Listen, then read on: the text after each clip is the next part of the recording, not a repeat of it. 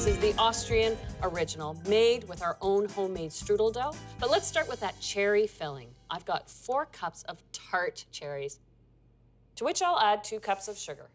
And I want to simmer this for 10 minutes and infuse some flavor by adding 2 cinnamon sticks. While that simmers, we'll make the strudel dough. So I start with 1.5 cups of all-purpose flour. In addition to the all-purpose flour, I need to add bread flour, 1 cup of it. And it's that gluten that's gonna give us the stretch that allows us to stretch this strudel dough as thin and as wide and long as we possibly can. To this, I'll add 1/4 teaspoon of salt and 1 cup of warm water, 3 tablespoons of vegetable oil. I like vegetable oil in the dough because it stays nice and pliable. And the very last ingredient is 1/2 teaspoon of cider vinegar. The intense acidity helps promote the stretch of the glutens within the dough when kneading it and when stretching it out. So now I'll work this on a low speed to incorporate the ingredients and then increase the speed just by 1 speed to start kneading it. I keep my hands floured, and you can see how soft it is. So just with a back and forth motion, push the dough forward, turn it 90 degrees, pull it back, and then keep repeating that motion. So you're maximizing the stretch within the flour. So you have to let this dough relax for a full hour, but you want to keep it at room temperature. It stretches easily when it's still a little warm. I'll just set this aside to rest, and then I can thicken up the cherry filling in the meantime. Now that the filling has had time to simmer, I can pull out the cinnamon sticks, and I simply use cornstarch to thicken up the cherry filling. I use 3 tablespoons of cornstarch. You can't add cornstarch dry to a hot mixture. It'll just clump up. You have to create what's called a slurry, and that's a mixture of the cornstarch with some cool water, not warm water. So I just mix that with a little fork, just a couple tablespoons. And now I can pour this liquid into the cherry filling. It's great to watch this transformation. When you pour in the cornstarch, it makes the whole mixture cloudy. But once it hits 212, that's when cornstarch activates and it turns all beautifully clear and shiny. And then you take it off the heat and you want to cool it down at the very least to room temperature, but you can make this filling a day ahead and work with it cold from the fridge.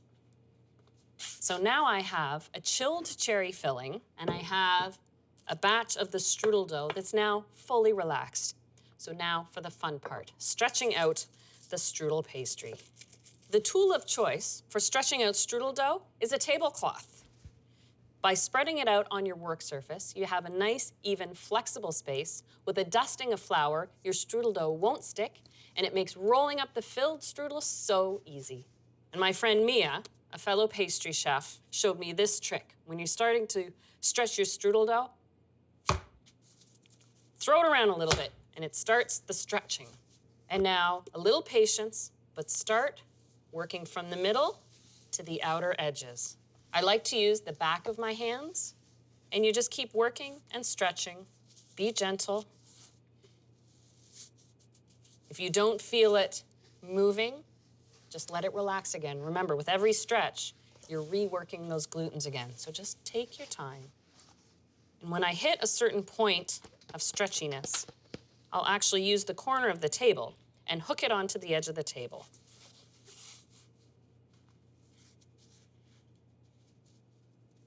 There we go. I think we're in good shape here. I've got 1/3 cup of melted butter. Now, I like to just do this freeform, get my hands in there, and pour the butter over the surface of the pastry.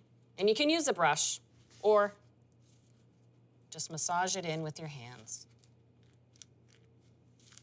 But the added element is the sprinkling of breadcrumbs. Phyllo pastry is drier than this soft, tender strudel dough, so you need the breadcrumbs to keep the rolled layers of the pastry separate. And now for the cooled cherry filling, I spread that along one end of the strudel pastry. And now for the fun part.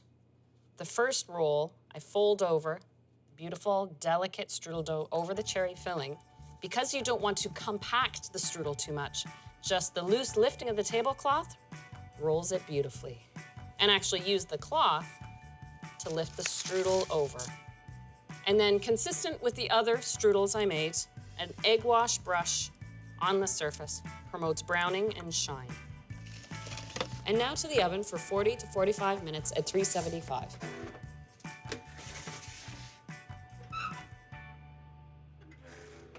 Oh, beautiful. You can just tell by looking at it how flaky it's going to be. Now, you have to let your strudel cool for about 20 to 30 minutes before you slice it, mostly because the filling is so hot. I have a strudel that's had that time to chill. I like to plate it, but before that, a strudel is not complete without a generous dusting of icing sugar on top. I like to use a bread knife to cut through the flaky layers on an angle if you can.